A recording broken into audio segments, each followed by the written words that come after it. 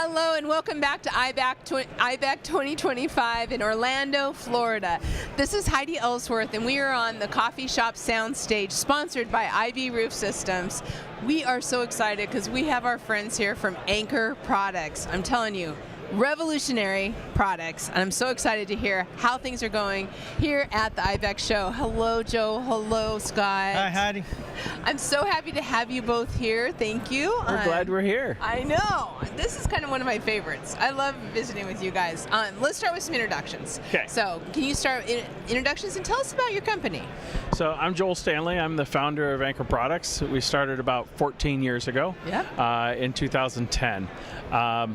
We saw a need for attachment of rooftop equipment, and as that has evolved, code now supports that initiative and requires that all rooftop equipment be attached down. Yeah. To preserve the roof, to preserve the equipment, it does so many things. Yeah. I've thought about the movement of equipment, and oftentimes we think from the roofing industry, we think about the damage that it does to the roof, but oftentimes we neglect the view from other trades and, well, how much damage did it do to the equipment as well? Exactly. That's what, and there's so much, and there's also a lot of risk factors. There are. That goes with it. There's a lot of dangerous things in some of those pipes. Yes. Ammonia can be amazingly hazardous. Yes.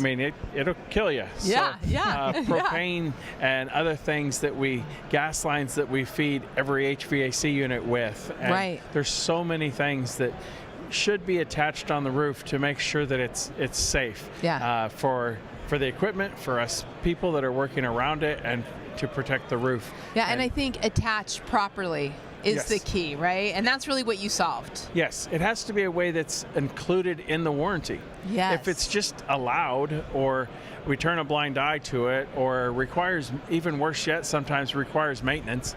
If it requires maintenance, well, it's going to be underneath equipment that could be very difficult to maintain. Yeah. If you have to retighten things or whatever to maintain a compression seal, that's just not going to work. Mm-hmm. And if you have to maintain a compression seal, that means you have to maintain it to keep it watertight. It would be the equivalent of using termination bar on the roof plane. That just would never happen. We don't even like using term bar that much on a wall, let alone on the horizontal plane. So that would be just crazy. Right. I love the invention. I mean, you're kind of from an inventing family overall, but you've really taken that to the whole new level, Joel. And it's fun to see all of this coming together it's been going great for many years. You're specified now, you're under all the warranties. It's just a huge accomplishment, I guess is what I'm trying to say. Thank you. It's been fun to join this with other team members like Scott that have done amazing things for me. So I appreciate his perfect segue. Can we introduce yourself, Scott? Good gracious. Tell us what you do with Anchor. Good afternoon, everyone. Scott Carpenter, Director of Sales for Anchor. I come from a background of almost 40 years fastening roof systems down through insulation and membrane, and been with Anchor almost 2 years now, and Joe and I have known each other for a long time. Yeah. And maybe 40 years. That's right. I know. So when that chapter closed on roofing fasteners, a new door opened with Anchor Products, and my job is to lead and coach the sales team specifically to fastening rooftop equipment down versus membrane and insulation. And so for Joel, you talked about his engineering, amazing mind, and sometimes it is really amazing. Scratching my head, where is he going with this stuff?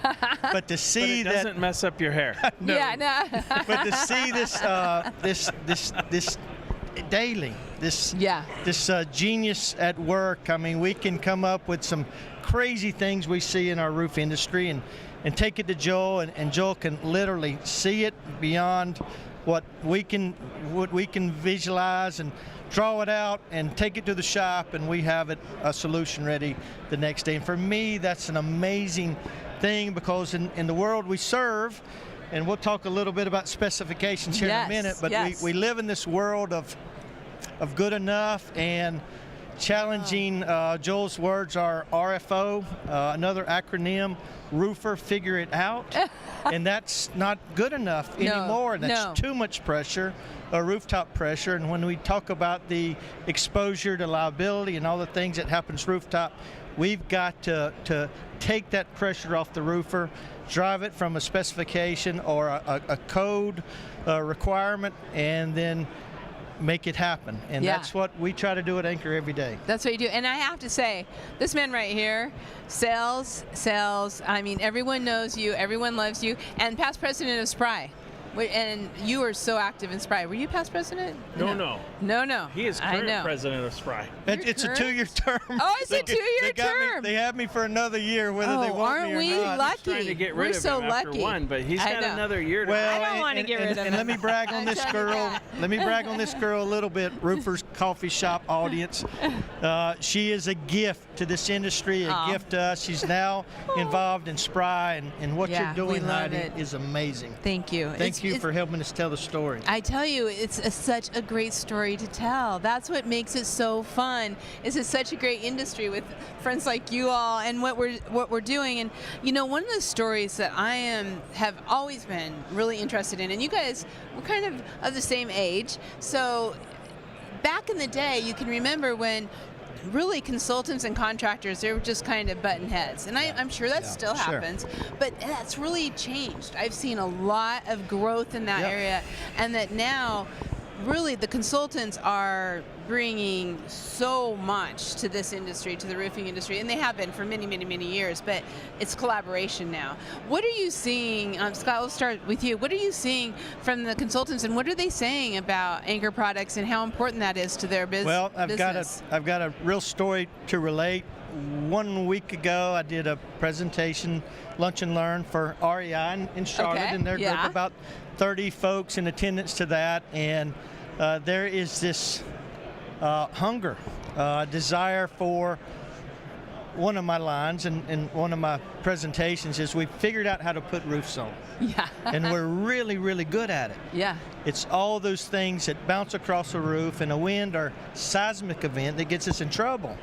And so there's an eagerness to learn about how we can now take exposure liability and all these things that we're mounting on our roofs and lock them down, be code compliant, but create this operational security for building owners. And the consultant and the specifier market, these people right here this week, that's the opportunity. And you talked about this almost constructive tension between the applicators and specifiers, and then when you throw some warranty language in there and the need to comply. Well, then you throw other trades. And then you throw 9 other trades up there. And so for us at Anchor, we've been able to bridge the gap between specifications, the warranty requirements, and tie it up in a nice, beautiful package, hand it to the installer, and again, it takes the RFO factor right out of it. And everybody wins. Yes, absolutely. At the end of the day, I think that's the key as that all comes through. So, okay, you said one thing that, Joel, I want to talk about. All of the stuff on the roofs. I mean, when we look back 30 years ago, there wasn't all these cell towers and solar panels and all that kind of stuff. How have you been, you said it earlier, like every day you're walking in with another challenge. You are constantly having to look at new types of equipment that are going on the roof. How challenging is that? That's very challenging sometimes. I get questions literally every day about, can you do this? Can you do that? And oftentimes it's unique solutions. We have a fabrication shop that's able to just generate seemingly whatever I can draw. I love it. They're fabulous, and they're able to come up with unique ideas.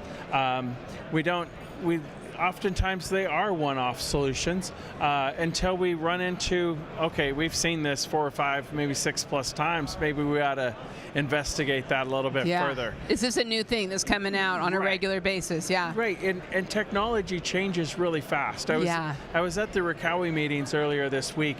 And we talked about like all these new things, and in roofing, we have standards that we've worked with for a very long time. And it doesn't evolve very fast. And some of our standards have made it to where it's kind of an enemy to innovation. Yeah, because that's true. It's very difficult. We have to have, for example, an FM thing. You have to show historical tracking and a lot of records, and well, you don't have that in innovation. It's new. How do I show you something that's, well, it's never been done before, but this is what needs to happen for this application. Right. We work closely with an engineering firm and multiple engineering firms that help us with, yeah, that's pretty new, but that'll work, and we've done the math and we've proven it, so that it allows our contractors to get through code officials and things that they have on the local level of how am I going to address this. So we can now work closely with an engineer to stamp unique ideas and solve those problems. But there are so many things from, you see cell towers on tops of roofs. Well, how do you manage the wiring that gets there and so that it doesn't move and damage the cell tower? How do you work with ductwork and HVAC equipment? The code's really simple. It does not say that that equipment needs to be tied down to meet climatic conditions and allow some variability for an engineer to say, well, I think that's good enough. It clearly says that rooftop equipment must be bolted, welded, or otherwise positively fastened without the aid of frictional resistance. So it says that ballast is out. It has to be affixed to the roof. So how do I do that? And so we've worked really hard with those roofing manufacturers to allow us to have a solution that's included in their warranty, so that they can say, well, you can attach it with this, and whatever's above that, we're still going to call overburden because we don't know about that. And sometimes those are a bit one-offs, but there are things that are pretty standard. H-frames for supporting pipe. There's air conditioning support systems that we can do, and we can make them at varying heights. We can do the list is endless. It's really fun. That is to be fun. Creating. But the opportunity for us with the manufacturers and with the consultants here is that everything on that roof needs a solution, a mechanical fastened solution, from the Chick-fil-A cow on Chick-fil-A until it's lunchtime. To these mini splits that are becoming lighter and taller that have a tendency to blow and roll. They have to be mechanically fastened somehow. So our opportunity is to be that book on the shelf to this room, to this industry, to our OEM partners, that they can call us and say, hey, I have this, fill in the blanks. I need a solution for this, and we're able to provide that at Anchor. I love that. I love it. I just find you both so inspiring, and in what you're doing for the industry and what you've come up with, and all your leadership. So thank you so much. You can find out all about Anchor products on Roofers Coffee Shop in the directory. There is so many great products, like they said, for so many different applications. So check it out. Make sure you're using it in your system as you're working through all of this. Okay. Gentlemen, thank you. As always. Thank you. It's so great. Thank you. We're going to be right back.